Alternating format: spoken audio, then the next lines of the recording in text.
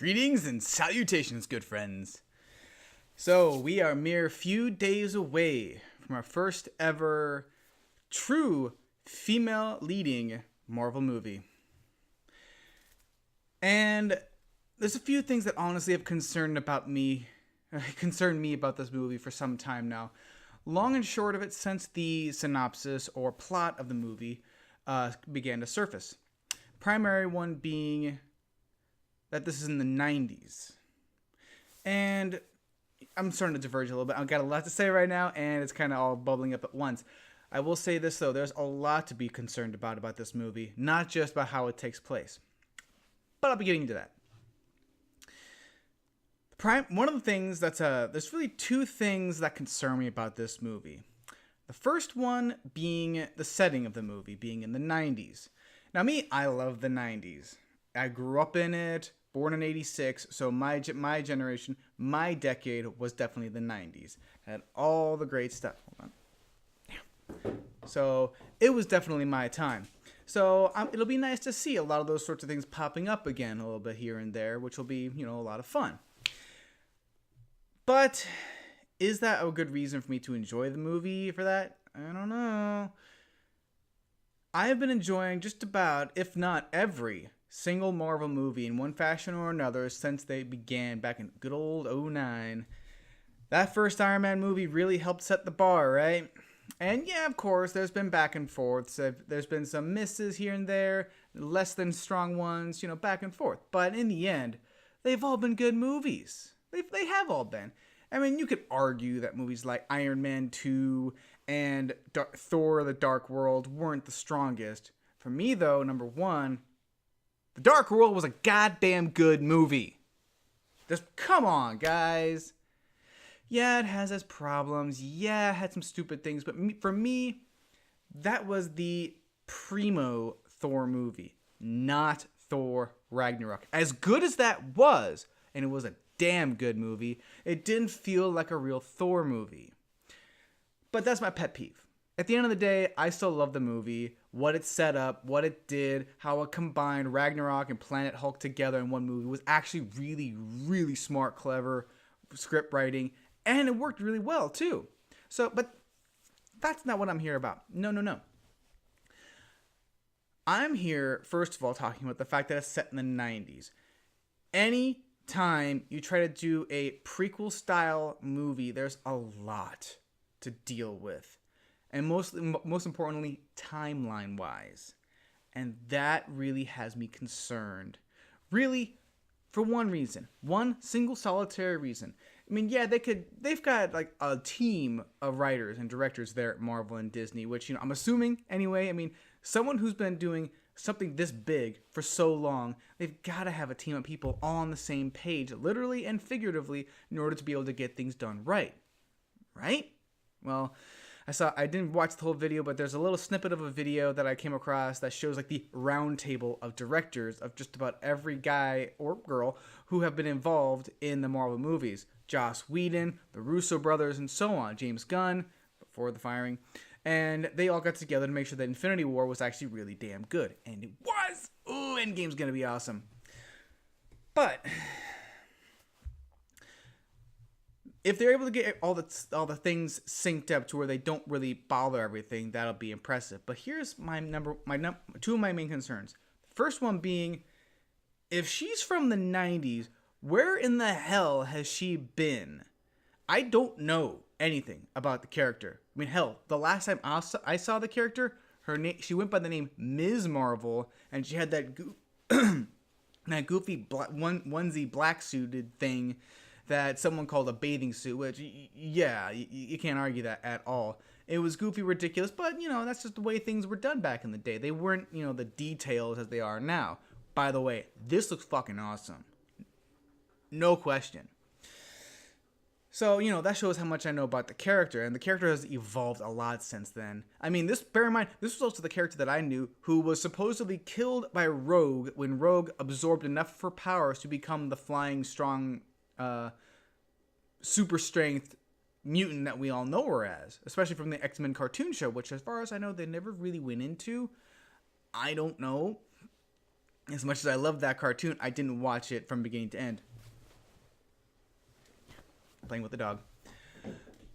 So that shows where I know. I mean, she still had those, like, you know, the powers and the photon beams and all that stuff. You know, last time I saw her was in Ultimate Alliance 2, i.e., Ultimate Alliance Civil War. Good game, yeah. But that's the last time I saw her. Then since that time, she's changed into Captain Marvel. Is that a big deal? Not to me. So for her to have her own movie, I think is actually really cool. It has a lot of potential. The problem is, being in the 90s, number one, where the hell has she been this whole time? So they got to explain that. They got to take time in this movie as to both explain her origin and then explain where she's been. But that's not a big deal, and it can be done, and done well. The biggest issue for me was a rumor. It's a rumor, but it's still possible. Rumors are always possible. Fan theories are always possible. The rumor and fan theory that the Skrulls that crashed on Earth in the movie are still kind of sort of among us in the MCU. And I thought I read somewhere like there was a concern, a fear, and possible confirmation that it's going to be somehow one or multiple Skrulls are actually impersonating the Avengers, and then that's going to be found out later on. No, please, God, let that not be the case. It was bad. My biggest issue with Thor Ragnarok was the retcons that they introduced into the movie. The real main one, the only one that honestly is considered a retcon, is Asgard's history. Hela explains that, you know, apparently when she was around, Odin was a very conquering guy. He was a very war-hungry kind of guy, and he wanted to conquer across the galaxies and all that. And then somewhere he just like, no, never mind. I'm a good guy. No, oh Hela, you're crazy. You want to do all that stuff? Never mind. I banish you. It's like, what? That destroyed my vision, our vision, me and my wife, our vision of Asgard, of Odin. Like we went basically since the beginning, thinking of him in one way, and then when this comes along, it just ruins everything. They could really have done a few different things about that. He could have still been the same, but then Hela was still insane. She just got crazier and crazier as she got older. It happens. It's possible. So for them to try to potentially do some retcons with this movie, with her, to try to explain where she's been, it is possible. I have no theories outside of, I don't know what the character can be. I mean, the easiest way would be for her to fly off into deep space and she does spacey stuff until, big snap happens, travel back to Earth, and then, you know, help to go fight Thanos, which apparently is her big deal right now. Which leads me into number 2. Early reports and critics are already coming out now, and they're already mixed. I once did a video not too long ago about how I am someone who believes that a man and a woman are capable of doing the same thing. If a man can do it and a woman can do it, simple as that, with the sole exception of childbearing. And that's it. If a man can do it, a woman can do it. If a woman can do it, a man can do it. Equal rights. That's what I'm about. So I'm afraid, really afraid, that this could very well be a loaded movie. Some of my colleagues where I work were afraid to voice their opinions about Black Panther.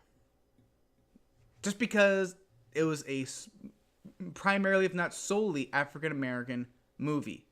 And that they were afraid that if they said anything bad about it, they would be considered racist. Similar to what happened to Ghostbusters 2016. People said they didn't want to see it or that they didn't like it. They were therefore labeled a sexist, a misogynist, someone who hates women. So my fear is that Captain Marvel is going to be something similar.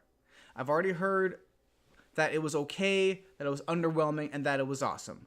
So, of course, it's all possible. It is always possible. Throw this out there right now. The casting has been really good. Like everyone, oh, you can't have this person as the role. You can't have that person. This person should play it. This person should play it. I mean, I'm one of those people who thought that, man, I always forget her name, but the gal who played Inara in Firefly and Serenity, she should have played Wonder Woman. She just looked like it. That's just how I thought I saw it. But not to discredit at all Gal Gadot's absolutely awesome performance, bringing that character to life. She was a very good choice. And in the Marvel movies, very same thing. Every single person, as far as I can remember, have been picked perfectly for their roles. And if they weren't picked perfectly for the roles based on like the comics or whatever, they make the role their own. Therefore, making it really good. Best primary example of this is Chris Evans. Last time he was seen in a Marvel movie, he was the Human Torch. Personally, I thought he was good. He played the role how he should. A cocky guy who had these powers, and now he can do whatever he wants fire-wise. So, it's made sense for him to act the way he did. The movies weren't received all that well. So when it was heard that he was going to be Captain America, one of, if not the biggest name in Marvel, it was met with skepticism. It was met with major criticism. And then, oh my god, he came out to be flippin' awesome.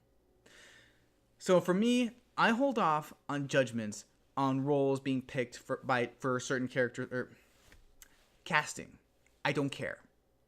I don't know too much about Brie Larson. I've seen her in a few things, and she was pretty good in those. I have zero worries about her being Captain Marvel.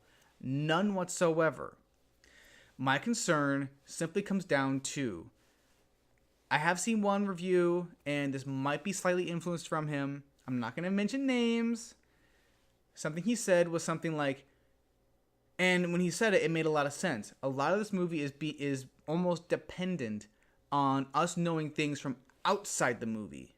Like how, for example, this character is being put in here because she's going to be a major player in the second half of the Infinity Gauntlet saga. Whether you want to call it Infinity War 2 or Endgame or whatever, it's the same dang thing. They're filmed back to back, theoretically. So, and some people want to say, like, this is their answer to Wonder Woman. Which, yes and no. If this movie was just announced, like, around the same time as Wonder Woman, if it was announced sometime after Wonder Woman, then maybe. But this movie was announced years ago. Like, we've all seen those images of Disney Con. Like, they got the timeline of all the movies that are coming out. Like, they got the separate one for all their Pixar, separate one for their animation, separate one for their live-action remakes, and then separate one for Marvel movies. Captain Marvel was on that list, and has been on that list for a very long time. Borderline since Civil War, if not earlier. So I can't really say that this movie was some kind of response to Wonder Woman. If it is, it is. But hey, why not? So what? Why not, I mean, it'll be almost like them bringing on the character Hyperion. I think his name is that. Basically Marvel's answer to Superman, who exists in a different dimension or universe or something, but he's got everything like Superman without the name, which is totally fine. Both companies have gone back and forth on this multiple times, so it's not that big a deal. But really my concern is that this movie might be just loaded. Like, people expecting to love it because they don't want to be considered sexist. That's messed up. That is really, really messed up.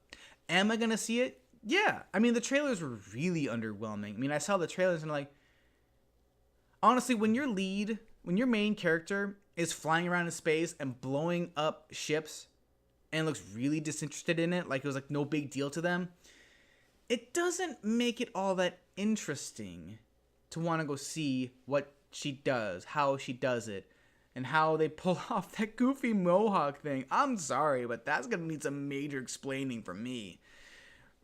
But, hey, it's a comic book, so sometimes things like that can just be thrown in there just because they say, oh, it was in the comic book, so therefore we're doing it. God, that looks so goofy, though. But anyway, if someone is flying around and doing something like that, and they don't even look like it's that big of a challenge to them, it doesn't challenge me as a viewer to want to go see it. Now, if she was doing it and they were actually hitting her, like laser blasts and stuff hitting her, and she's flying around, and she's actually fighting back, then okay, that could be cool. But I don't know. It's this thing that I'm afraid of, that these movies are coming out to appease people. Now, again, this movie was slated a long time ago, so I don't know if that really counts. I just want people to be able to voice their opinions without any level of criticism on that. Like, if I go see the movie and I come out and I thought the movie was stupid, then I'll have to, like, I've got, like, for this video alone, I have to preface how much I actually am a equal rightsivist.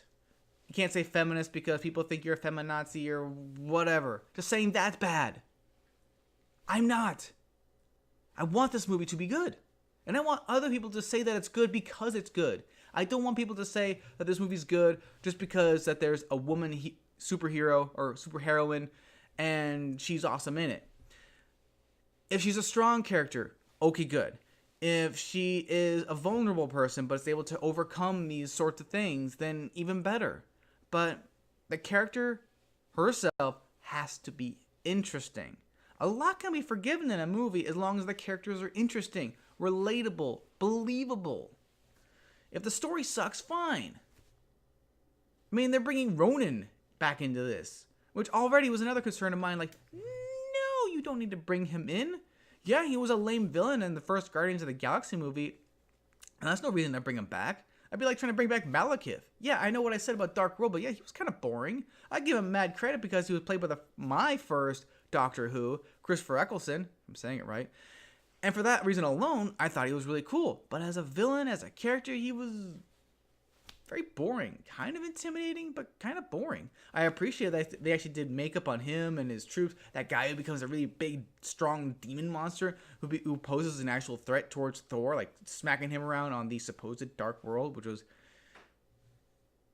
like Tatooine at night during a sandstorm. Yeah, pretty boring. So there's just a lot going on in this movie that I don't think they needed to. I mean, I guess they had to explain a few things, but they're going to have to explain more in order to make it work. I think they also have to explain too much. I think they really wrote themselves into a corner trying to put this character in the 90s. But hey, this is all speculation based on someone who has not seen the movie yet, who knows nothing about the character. So I could be wrong.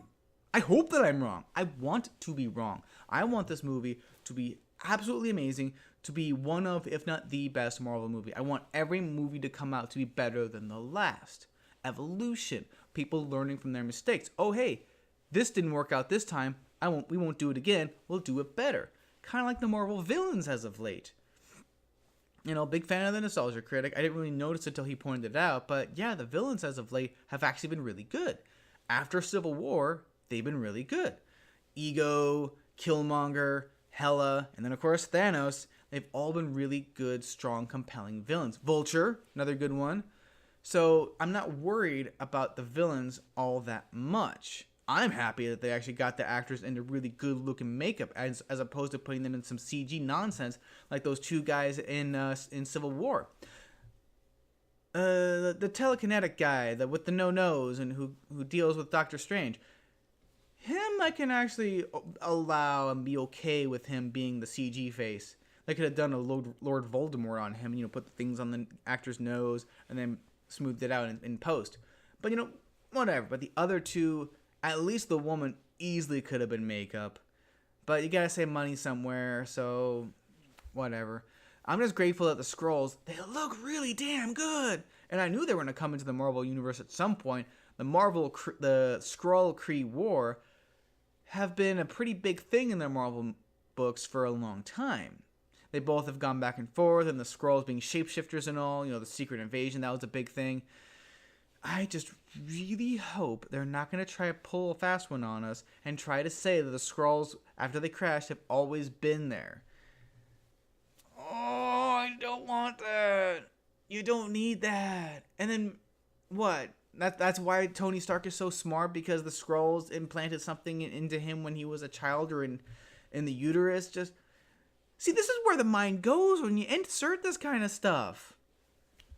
In the end, I want the movie to be good. Will I go see it? Yes. Yes, I will. I missed out on Black Panther and avoided Ghostbusters 2016, based on the quote-unquote controversies. Yes, Black Panther had its own controversies. Yay, we finally got our first black superhero. Yay, he's leading. Yay, it's like, maybe because I'm whiter than white out, but that's not something I saw. I saw a really good actor playing a really good character in a really good movie. That's all it should be. I'm not saying there won't be major implications. I'm not saying that there won't be like, oh, that guy's awesome, I want to be like him. I'm not saying that this movie won't do that. I just want this movie to be judged as just any other movie. Wonder Woman was slightly different in that it was the first one for both DC and essentially kind of Marvel too. Marvel's just had Scarlett Johansson, Black Widow, and Scarlet Witch, Elizabeth Olsen, and yeah, I think that's pretty much it. I mean, you can count Peggy Carter, and you can kind of count the Jessica Jones and Agents of S.H.I.E.L.D. and, stuff like that. But as far as actual cinematic stuff, it's just been Black Widow and Scarlet Witch. And they're really good characters, good leading characters. But, yeah, not leading. So this is a big deal. I'm not going to try to downplay that. I just hope that people can see this movie and judge it based on it being a movie. I don't see any issue with that. When I see this movie, I'm going to judge it as a movie. If it sucks, I'm going to say it sucked. If it was awesome, I'm going to say it was awesome. But I'm not going to let things like that cloud my judgment, force my judgment into saying one thing when it's really not. These are all really good actors. I don't know much about the directors. I just found out that it's multiple. I don't know anything about them. I'm judging them based on this work alone. I mean, hey, we get Nick Fury, though, back. That's cool. We got Sammy Jackson as Nick Fury, a younger Fury with both eyes, so that'll be kind of cool. If I knew more about the character, then I might have more things to say about it, but in the end, I just don't know. But hey,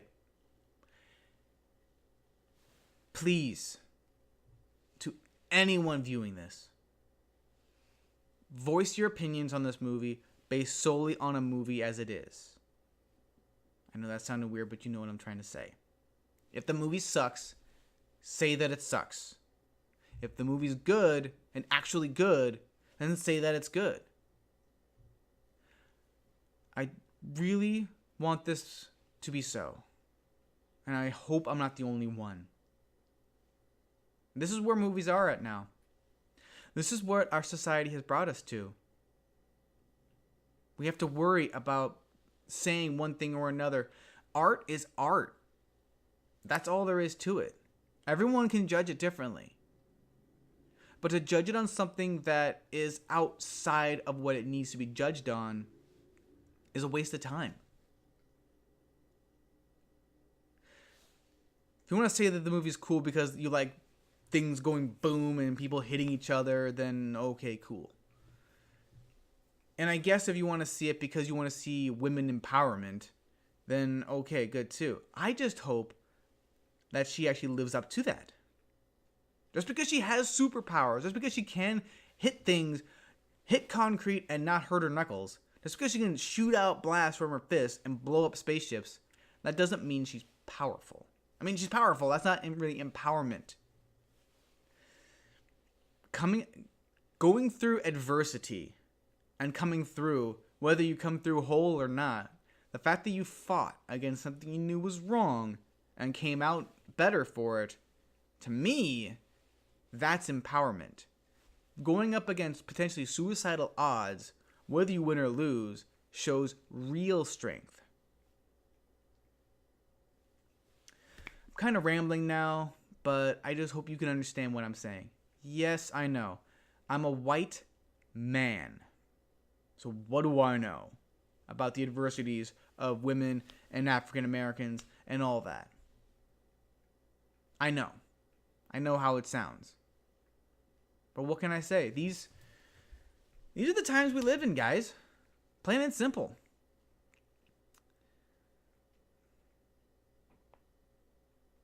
But hey, I just hope that the movie isn't so bad that it's like some kind of potential bad thing for Marvel as a whole. I mean, it's protected now by Disney, so I don't see that happening. And I will say this one more thing. I did see a video that was probably just clickbait, like this, saying that Brie Larson is ruining Marvel. I think that's a bit harsh. It's really, really harsh. I don't think that she could be so bad as to do that. I really doubt that. Even if she gives a bad performance, which I doubt, but even if she does, it's not going to be enough to ruin Marvel. Always bear this one thing in mind.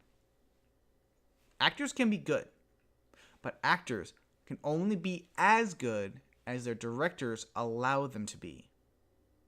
If an actor's performance sucks, it's because the directors thought it was good.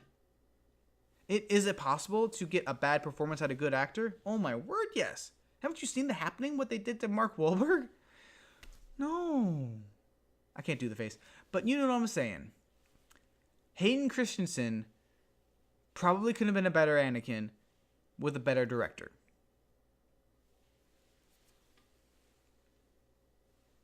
Kind of all I can say right there. And again, oh god, Jake Lloyd. He was a child actor. He was a kid. That was his second movie. And people are so willing and ready to blame him for a terrible performance. There's 3 parts that go into an actor's performance. There's the actor themselves. There's the director telling them to do that in that way. And then there's the editor. The unsung hero of the movie. Movies are made and broken in the editing room. The editor had to pick the best take. So if you see someone give a bad performance in a movie on the big screen, think of it like this. That's the best take. That's the best time that actor gave that performance for that scene. And if it sucked, just think about how many more scenes that were worse. You know what I'm saying? You see, are we connecting at all here? I know it's a lot to say right now, but I'm just going to say, I don't think that Brie Larson is going to be so bad she can ruin the whole movie or ruin the Marvel in its entirety. If she's bad, they'll fix it. They'll tell her for the next movie, which there will be, because these movies always have some kind of sequel down the line. Doctor Strange is finally getting his sequel. We got Ant-Man and the Wasp. We had 3 more Iron Mans, 3 Thors, 3 Captain Americas. We got a Black Panther 2 on the way. Spider-Man 2 is coming out. There's going to be a sequel, people. Might take a while, but it's going to happen. So if she does suck, she'll learn. She'll get better. It is possible. Sometimes these people, they do take the notes that we the fans give them. So I'm not going to worry about that sort of thing. Just tell it like it is all I'm asking of the world. And I really might be asking a lot. I think I'm ready for some water. So hey, we got a few days until this comes out, and then about a month and a half until Endgame. It just hit me. Oh boy. Until then, I'll catch you on the flip side.